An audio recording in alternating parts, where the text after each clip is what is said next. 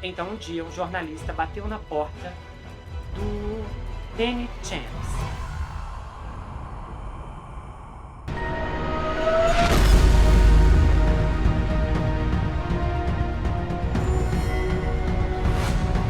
Ei pessoal, bem-vindos a esse canal, eu sou Gustavo Negreiro, seu psicanalista favorito, e hoje estamos em mais um episódio da série Na Mira. Esse caso vai dar uma mexida com você. Já consigo sentir as polêmicas aqui nos comentários, vamos ver depois. Mas eu gostaria de fazer uma recomendação muito especial para você, que é uma peça investigativa muito forte que eu produzi aqui no canal, que é Os Assistentes Sociais do Inferno. Essa história é tão revoltante que, na verdade, o que é pior nesse vídeo em particular é a investigação que eu fiz de algo que está acontecendo e que não tem planos para ser barrado. Então é uma denúncia muito grave de um esquema criminoso que está acontecendo no estado de Nova York. E eu convido você a assistir e principalmente a compartilhar esse vídeo com pessoas que trabalham na área do serviço social, pessoas que você acha especificamente que se interessam por esse tipo de conteúdo. Eu vou deixar o link fixado no primeiro comentário, tá? E você pode conferir ao final desse episódio. Lembrando que se você quiser fazer um tour pelo canal, vai na página inicial, confira as playlists, as coisas são tão organizadas e bem estruturadas por aqui que eu tenho certeza que você vai gostar. E a gente vai começar esse caso agora. Em Fort Lee, Nova Jersey, um jovem estava usando um boné de beisebol. E ele estava sentado sozinho em seu conversível na pista de drive-thru de um Dunkin' Donuts. A capota estava abaixada em uma tarde quente de outubro, enquanto ele esperava para pedir muffins e café. Ele não percebeu que por trás havia um homem se aproximando. Um homem carregando um taco de beisebol. Então o estranho acertou um bastão na nuca do motorista, que rapidamente fugiu atordoado e sangrando. Ele saiu da fila com o carro e bateu em outro veículo no Bergen Boulevard. O ataque foi tão breve quanto brutal, mas demorou muito para acontecer. Um par de anos, pelo menos, talvez mais. Os anseios do coração não vêm com carimbos de data e hora. E os longos atos de engano e traição não se prestam a simples entradas de quando e onde em relatórios policiais. A cadeia de eventos que levaram e seguiram a esse ataque não seriam diretos, mas sim uma série sinuosa de ações e reações aparentemente aleatórias e bizarras que ninguém poderia prever. O caminho para aquele drive-thru começou em um território familiar, com um homem mais velho e solitário, com algum dinheiro no banco, e uma mulher mais jovem que viria unir as duas ocorrências. O homem mais velho era o Jerry Nildman, um construtor aposentado e viúvo que tinha 84 anos quando saiu de seu apartamento no Upper West Side de Manhattan, em 5 de agosto de 2013. E então foi abordado por uma mulher perturbada que não conhecia. Ela tinha acabado de deixar um namorado em Massachusetts que a espancou e a violou. Ela entrava e saía de hospitais e não tinha dinheiro, mas tinha 2 filhos. O Jerry se ofereceu para ajudá-la a procurar um apartamento. O nome dela era Sylvia Anderson e ela tinha 38 anos. Alguns dias depois, o Jerry encontrou um apartamento para ela na West da 9ª Street, a cerca de 1,5 km de sua própria casa, e assinou como seu fiador. Ele também pagou vários meses de aluguel. Ele queria vê-la se acomodar. E então eles iniciaram uma amizade. A Sylvia Anderson foi mãe aos 19 anos e naquele ponto já era avó. Então ela ia quase todos os dias à casa dele, trazia o neto. E a Sylvia parecia terrivelmente ingênua e sem instrução. Ela disse a ele que era Calderesh, uma parte da comunidade cigana, muitas vezes chamada pejorativamente de ciganos. Ela não sabia absolutamente de nada do mundo. E ele mostrou a ela um mapa uma vez e ela não sabia nem o que estava olhando. Ele ficou impressionado com os filhos dela, especialmente com o filho homem, o Geno, de 19 anos. Ele parecia ter ambição. Quando lhe disseram que o Geno havia conhecido uma garota e pretendia se casar com ela e precisava de $60 mil para um dote para sua família, ele entregou o dinheiro. Então seguiram-se mais folhetos de 4 e 5 dígitos para Sylvia, onde os sinos de alarme pareciam impossíveis de perder. Mas o Jerry os ignorou ou não estava ouvindo. Na verdade, o que ele estava fazendo era pensando a longo prazo. Eu estou sozinho. A sua amada esposa de mais de 40 anos de casamento, a Kitty, havia falecido em 2008 e eles não tiveram filhos. Então, o Jerry temia acabar em uma casa de repouso. Em Sylvia e nos filhos dela, ele viu o companheirismo em seus últimos anos. Então o tempo passou e o casamento do Geno fracassou. Então Geno conheceu outra garota. E lá se vai, mais um dote de $60 mil a ser pago. Então Jerry se aproximou novamente. E quando o noivado deu errado, houve uma terceira garota que apareceu. E ele pagou o dote pela terceira vez. O Jerry fazia parte de um grupo de homens que se reunia no Central Park todos os sábados, colegas aposentados de todas as esferas da vida. E eles souberam da mulher que estava se tornando uma presença regular na vida de seu amigo. Mike Stern, na casa dos 70 anos na época, era um fabricante de joias aposentado. E o Jerry apresentou o Mike a Sylvia. Ele disse, olha, antes de apresentar, ele disse, olha, eu estou namorando alguém, eu quero que você a conheça. Imediatamente, quando Mike a viu, suas defesas subiram. O Jerry não era um homem jovem, e aquela garota era atraente. Então aquilo não parecia certo, mas o Mike achava que não era da sua conta dizer alguma coisa. Outros foram menos reticentes, e eles pensaram que o Jerry estava louco e disseram, olha, essa mulher não é pra você. Ele até recebeu uma bronca de um estranho improvável. Um dia sua campainha tocou e ele abriu a porta para encontrar o detetive da polícia da cidade de Nova York, que lhe disse que tinha motivos para acreditar, com base em outra investigação, que o Jerry foi vítima de uma chamada fraude de namorada. E perguntou se ele faria uma reclamação. O Jerry disse, eu não posso ajudá-lo. Em uma reunião posterior com o detetive, ele falou, olha, eu pensei sobre o que você me disse, eu acredito que eu posso corrigir tudo. Ele disse, olha, ela passou por uma vida difícil demais, e se tiver a oportunidade de viver uma vida adequada, ela se tornaria uma boa dama. A Sylvia disse ao Jerry que eles deveriam se casar. Então, em 8 de setembro de 2015, uma terça-feira amena e ensolarado, Jerry e a Sylvia se casaram, usando uma cerimônia civil no cartório da cidade de Nova York. A noiva estava usando um terninho matronal azul claro, com um colar combinando. E o Mike serviu como padrinho. E ele disse, Jerry, o que você está fazendo? O que você está fazendo? Mas ele seguiu em frente. Cada um chegou no cartório separadamente, e a coisa toda levou, talvez 2 minutos. O casamento do Jerry não foi feliz. Antes do casamento, o relacionamento deles evoluiu para um romance do tipo bis que você perdeu. E isso terminou com a troca de votos. A Sylvia entrava e saía a qualquer hora. Ela nunca fazia o café da manhã e raramente fazia o jantar. E se fazia, era um prato cigano que deixava o Jerry enjoado. Muitas especiarias. E então, ela redecorou o apartamento em que ele morava desde que havia se casado com a sua primeira esposa em 1958. De repente, chegou um enorme sofá branco com joias falsas, com cadeiras combinando, e acima deles pendia um lustre novo que não ligava. É claro, era apenas um lustre para mostrar. E ela não quis conectar o lustre a nenhuma fonte de energia. Enquanto Jerry observava o interior de sua antiga casa ser transformado, eventos mais significativos aconteciam fora de sua vista. Em algum momento, a Sylvia se reuniu com um homem que ela conhecia desde a adolescência. O seu nome era Danny Lee, mas todos o chamavam de Danny Champs. Ele se parecia com o Johnny Depp mais jovem e usava um cavanhaque. Ela secretamente alugou um apartamento a alguns quarteirões do dele. O Jerry descobriu o segundo apartamento e que sua esposa estava saindo com o Danny.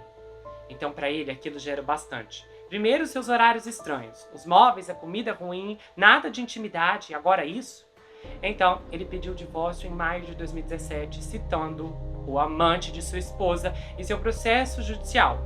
E ele também a acusou de roubar seu dinheiro. E o advogado dele escreveu no processo, o réu enganou meu cliente em pelo menos $1.836.000.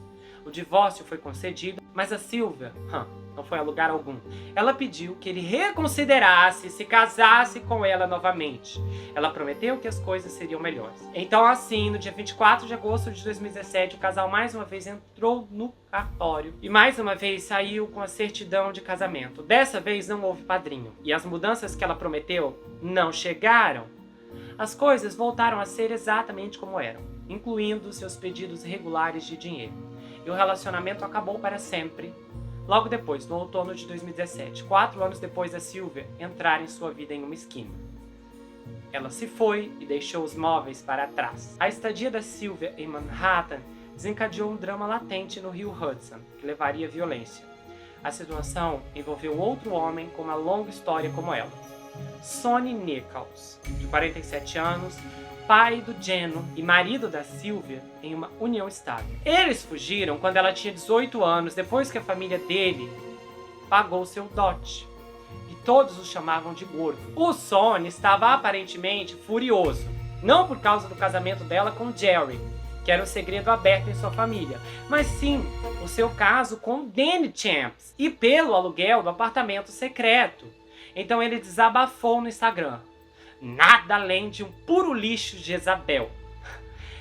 E ele e o seu filho, então, decidiram fazer uma visita ao Danny. Então, em 31 de outubro, o Nicholas e o Geno dirigiram até Redfield, em Nova Jersey, para a pequena casa onde o Danny morava, e esperaram do lado de fora, observando. A casa dele compartilhava uma ampla entrada comum com a vizinhança. Na casa ao lado morava um assistente de consultório médico chamado Charbel Joe, de 28 anos, e seus pais. O Charbel queria ser médico e estava se preparando para fazer teste de admissão da faculdade de medicina em alguns meses. Anteriormente, ele havia se formado com honras. Naquela tarde, sua irmã apareceu com as filhas. Então, o Charbel se ofereceu para pegar café Muckins. Então ele entrou em seu conversível usando um boné e, com o lado da garagem bloqueado pelo veículo de sua irmã, desviou para o lado do vizinho para sair. Para um observador na rua, parecia que o conversível estava saindo da casa do Danny. O Charbel dirigiu um pouco mais de 1 quilômetro até o Dunkin' Donuts e entrou no drive-thru. Atrás dele, o fim dos planos de sua vida para o futuro previsível se aproximava rapidamente com um bastão na mão. Parecia que um asteroide atingiu sua cabeça e ele fugiu para o trânsito e atingiu outro veículo. Os socorristas pensaram que ele estava ferido no acidente e o levaram para o hospital, mas os médicos rapidamente suspeitaram de outra coisa quando encontraram lesões graves no esqueleto e nos tecidos moles que eram inconsistentes com uma colisão de veículo motorizado. Ele passou 2 semanas nos cuidados intensivos. Os médicos removeram uma parte do seu crânio para tratar do inchaço em seu cérebro. Sua cabeça parecia torta, e 2 meses depois os médicos realizaram outra cirurgia e instalaram uma placa de titânio. Ele disse que ficava confuso e não conseguia se concentrar por muito tempo. 9 dias após o ataque, a polícia prendeu o Sonny e o seu filho, com evidências em vídeo mostrando que ele fugiu da área e havia entrado em um veículo onde seu filho estava esperando. Eles foram indiciados por tentativa de homicídio e se declararam culpados. O Sonny foi condenado a 7 anos de prisão pelo ataque e o seu filho foi condenado à liberdade condicional. Meses após o espancamento, o Charbel ainda estava se recuperando em casa, incapaz de estudar e exigindo descansos frequentes. Então, em junho, veio uma visita inesperada da polícia. Ele também foi preso. Pois é, no dia 22 de junho, os promotores de Bergen anunciaram a prisão dele, o acusando de ter mais de 10 mil imagens de vídeo íntimo infantil em seu computador e de compartilhar muitas das imagens com outras pessoas. Quando perguntado sobre o caso, Charbel culpou o ataque por seu comportamento. Ele disse, sabe, você cai em um mundo diferente. A minha mente não estava lá a maior parte do tempo. Eu tropecei nesse mundo estranho que gostaria de nunca ter encontrado. Seu advogado, Frank Carbonetti, disse que um súbito interesse em material impróprio e ilegal após uma lesão cerebral traumática não é inédito. E ele diz que esse é um efeito colateral envolvendo a perda da inibição. O comportamento recebeu o nome nos círculos médicos, Síndrome de Clover-Buck. E, no caso, é considerado que pode causar anormalidades na memória, funcionamento social e sexual de comportamentos idiosincráticos. Isso de acordo com a Organização Nacional para Distúrbios Raros. Quando o Sonny soube do que houve com a sua vítima, ele pediu a um juiz que deixasse retirar sua confissão de culpa. Ele disse que não teria se declarado culpado se soubesse da investigação contra o rapaz. Aí o juiz da primeira instância rejeitou o argumento. Depois disso tudo, sobrou o Jerry, que ficou morando sozinho em seu apartamento com uma sala de estar que ele não suporta. Ele disse, sabe, esse lugar parece uma loja de móveis. Eu fico tentando entender o que aconteceu. Ele até contratou um investigador particular chamado Bob Nagert para fazer algumas investigações. Acontece que a sua esposa usou nomes diferentes no passado e trabalhou como quiromante. A sua avó transmitiu a habilidade quando ela era uma garotinha. Ela passou por vários estados, incluindo Nova York, Nova Jersey, Pensilvânia e Flórida. Houve uma ação movida contra ela em 2011 por um viúvo de 80 anos de Orlando que a encontrou em uma mercearia. Ele havia parado para ouvir sua história desesperada. Uma história que para o Jerry parecia muito familiar. Ela disse ao viúvo que havia fugido de seu namorado abusivo em Massachusetts também, com seus filhos adolescentes, e ela não tinha onde ficar. Em 3 meses, o homem, o Samuel, que era um executivo aposentado, comprou para Sylvia um anel de noivado de $11 mil e um Cadillac de 58 mil, que ela disse precisar para levar seus pertences para a Flórida. Ele também deu a ela mais de $28 mil em dinheiro, supostamente para alimentação e hospedagem. O filho do Samuel confrontou a Sylvia, e ela rompeu o noivado e voltou para Massachusetts. Em um depoimento de 2012 perante o advogado dele, ela se recusou a responder às perguntas e invocou a quinta emenda. Um ano depois, ela conheceu Jerry em Nova York.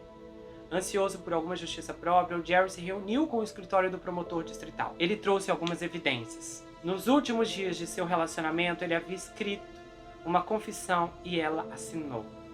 Jerry me deu cartões de crédito nos quais gastei 10 mil, 20 mil dólares por mês e às vezes mais.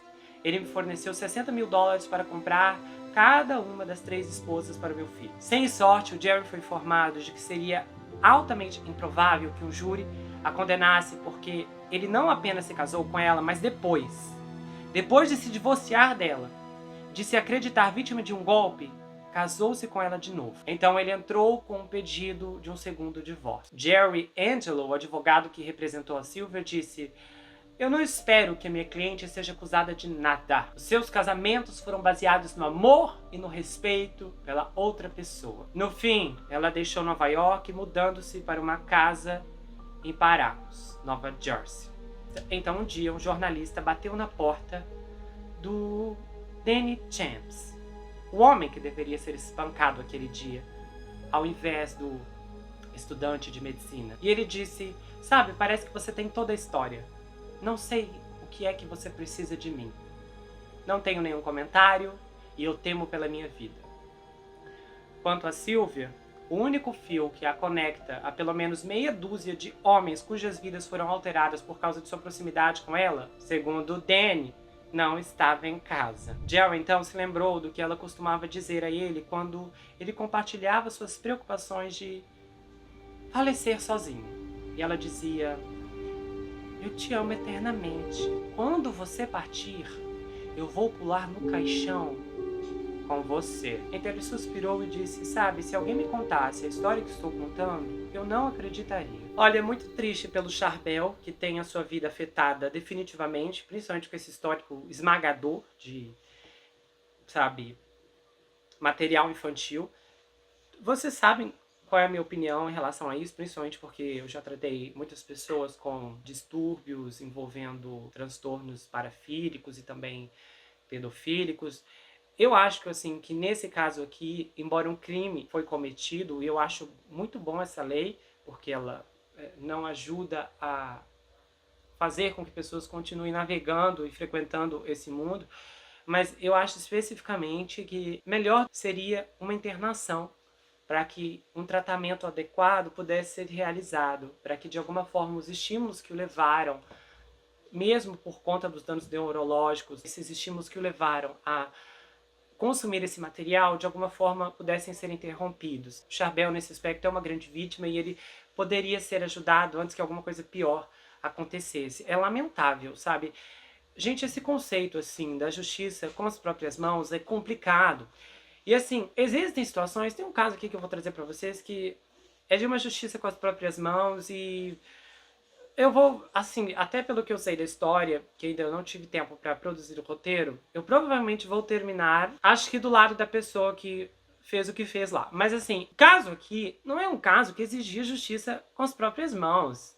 Sabe? Que coisa ridícula. Você ainda vai sair com bastão pra bater no amante. Ai, assim, é muito ridículo isso. É patético. Eu acho assim que esses casos de justiça com as próprias mãos que existem por aí, os que realmente há apoio da população, de pessoas que, se estivessem num júri, como eu, não condenariam o indivíduo que realizou tal ato, é em um caso em que o homicida tá solto, o homicida tirou a vida do menor, do filho daquela pessoa que foi lá e depois fez uma retaliação fatal, sabe? São essas situações que nós conseguimos entender o porquê daquele comportamento, embora o governo não incentive, né, o que é uma coisa boa realmente, e basicamente ninguém deva incentivar. Mas aqui você vê uma coisa ridícula, sabe? Pior do que o amante é a própria Silvia, não faz sentido ir atrás, sabe? Sabendo que essa mulher estava amarrando não sei quantos homens por onde ela passava. Então, é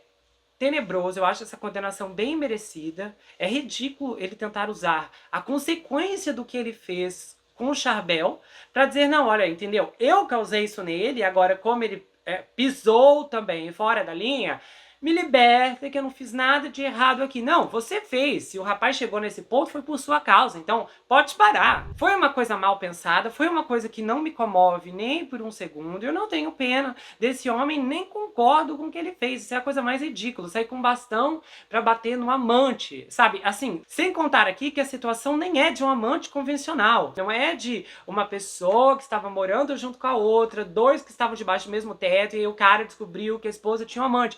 Tipo assim, ela já tava fora da vida dele, sabe? Não faz sentido. Se fosse pra bater em alguém com um bastão, seria nela, e ainda assim isso não seria aprovável de forma alguma.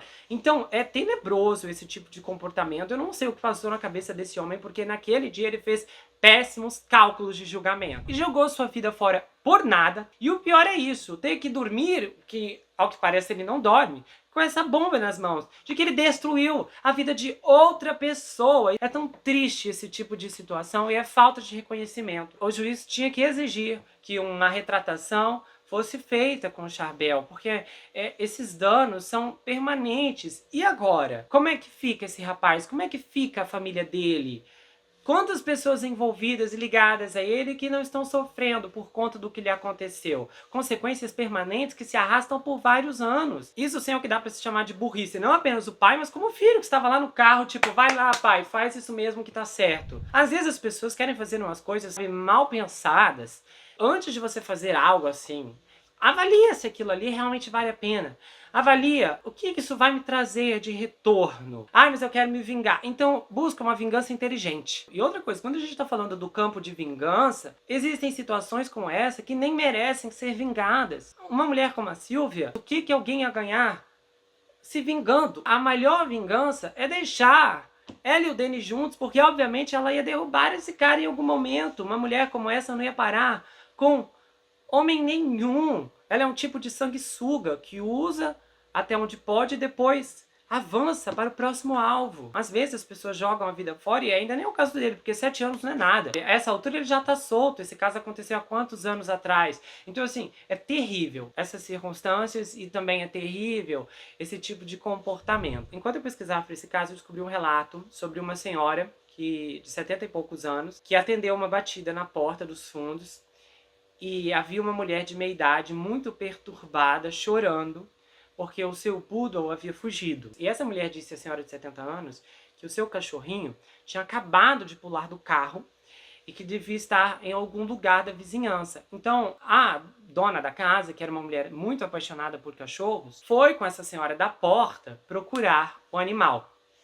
E aí, enquanto ela estava fora de casa, alguém entrou e roubou todas as suas joias. Acontece que aquilo ali era um esquema, uma armação. Um bando de ciganos estava cometendo crimes semelhantes em toda a Carolina do Sul. Muitas pessoas foram pegas de surpresa quando se depararam com um golpe como esse. Eu trouxe esse relato porque particularmente eu fiquei chocado com a criatividade de tirar a pessoa de dentro de casa para roubar o que tem dentro. Olha, parece que esses golpistas, eles conseguem bolar planos que a gente só vê em filme. O que é triste na situação dessa senhora é que ela saiu pensando ajudar sem nem imaginar o que estava de fato acontecendo. E é por circunstâncias assim que as pessoas tendem a se tornar menos solícitas umas com as outras, não porque algumas em particular estão frias, mas porque temem por sua segurança, e todo mundo precisa ficar em alerta cada vez mais. Agora, olhando aqui para o caso do Jerry em particular, eu vi um comentário muito absurdo dizendo que a escolha que ele fez de casar com ela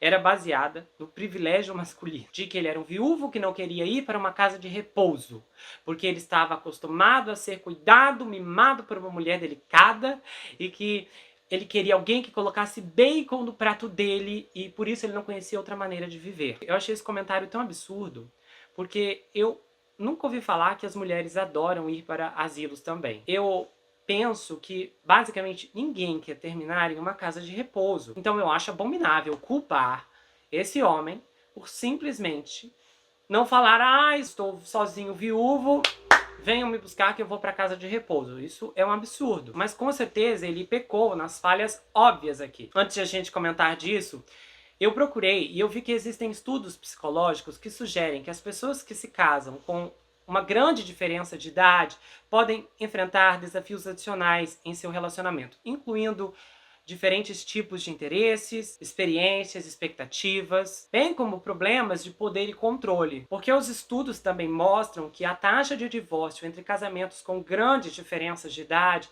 é a mais alta do que casamentos com pouca ou nenhuma diferença. Em um estudo realizado na Noruega, por exemplo, foi constatado que casamentos com uma diferença de idade de mais de 15 anos tinham uma taxa de divórcio de 35% em comparação com 25% do divórcio em casamentos com uma diferença de idade de 5 anos ou menos. Isso é uma coisa boa se pensar quando você se envolver com alguém que é 20 anos, 25 anos, 30 anos mais velho que você. Ou, no caso, mais novo. Particularmente, eu acho que 15 anos de diferença é a idade mais tolerável. E você pode encontrar muita compatibilidade, principalmente nos mecanismos emocionais dessas pessoas.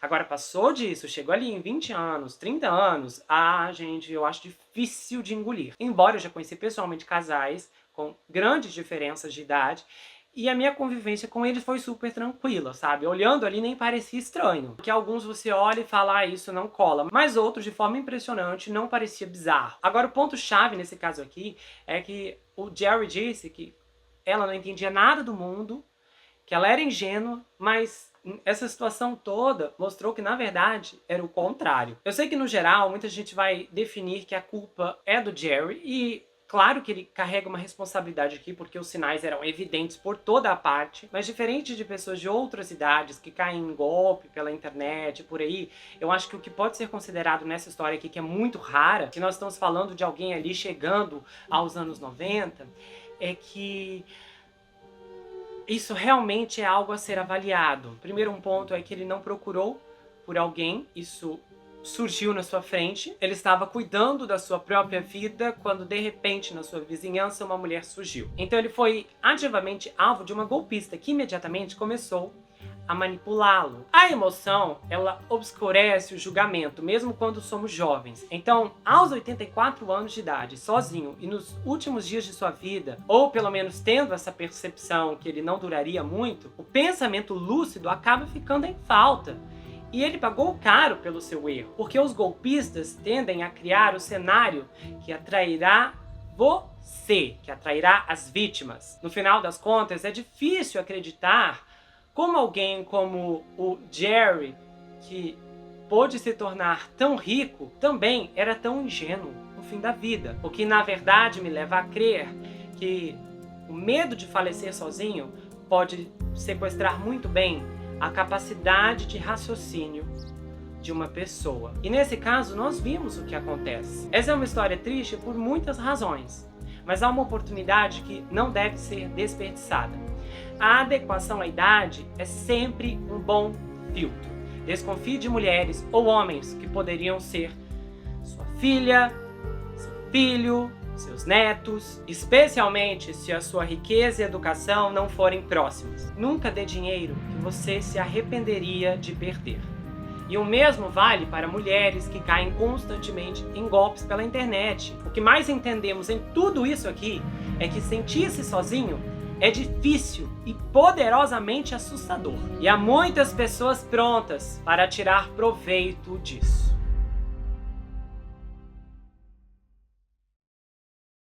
Bom, se você gostou desse vídeo, inscreva-se no canal, ative o sininho, compartilha, dá o seu like e passe esse vídeo adiante. Se você quiser saber mais sobre mim, adquira meu livro Perfeito Estranho. Já está disponível no meu site, você pode falar comigo pelo Instagram. Ele conta a história de um rapaz chamado Jack Wilber que se vê preso em uma terrível maldição hereditária enquanto precisa enfrentar um serial killer que está escondido em sua própria casa. O livro tem mais reviravoltas do que você consegue imaginar e o envio acontece para qualquer lugar do Brasil, quase qualquer lugar do mundo também. Vai autografado se você quiser, com um kit de marcadores e um pôster também. Você pode me seguir pelo Instagram, Gustavo N Psicanalista. Eu tenho um canal de cortes, onde as análises são recortadas e postadas por lá. E eu também tenho um grupo no Telegram, onde acontecem votações, bastidores e muita coisa exclusiva que vem à tona apenas por lá. A gente se vê no próximo caso e não esqueça que aqui você sempre vai ter um amigo. Até mais, pessoal!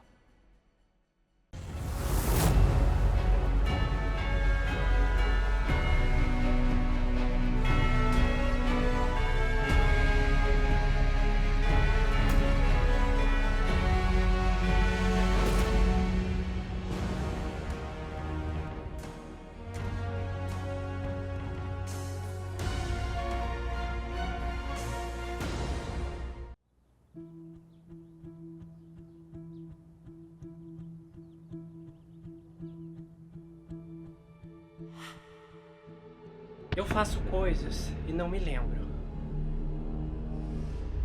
porque estou dormindo. As pessoas dizem que eu faço coisas ruins. Que tipo de coisas dizem que você faz? Então ele responde, coisas criminosas.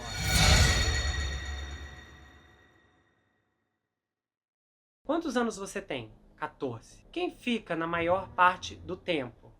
E ele responde, o Allen e o Tommy. E ela pergunta, o Allen tem quantos anos? E ele diz 18. Que alguém me machuque, isso me faz dormir. Isso te faz dormir? A vontade de fugir dessa pessoa? E ele fala assim, se eu for dormir, não me machuque. A defesa de dissociação é um estado de consciência alterada e ocorre porque o indivíduo é colocado em uma situação de um terrível trauma, sobre o qual é insuportável pensar. Então, por isso, se dissocia. Eles entram em um estado de alteração para se retirarem mentalmente da situação traumática em que se encontram. E o Billy perguntou, por que eu sou assim? E a doutora Wilbur fala, algumas coisas devem ter te assustado quando você era pequeno. O desenvolvimento desse transtorno é o resultado direto de um trauma extremo. E quando eu falo de um trauma extremo, eu não estou falando de abuso infantil, da forma como normalmente descrevemos. Eu estou falando de abuso infantil que beira tortura. Então, de repente, o Billy pergunta, ele sabe que estou aqui? E a doutora Wilbur fala, a quem se refere? E ele diz, eu não deveria falar nada. Se eu errar, ele vai tirar a minha vida e me enterrar do segredo.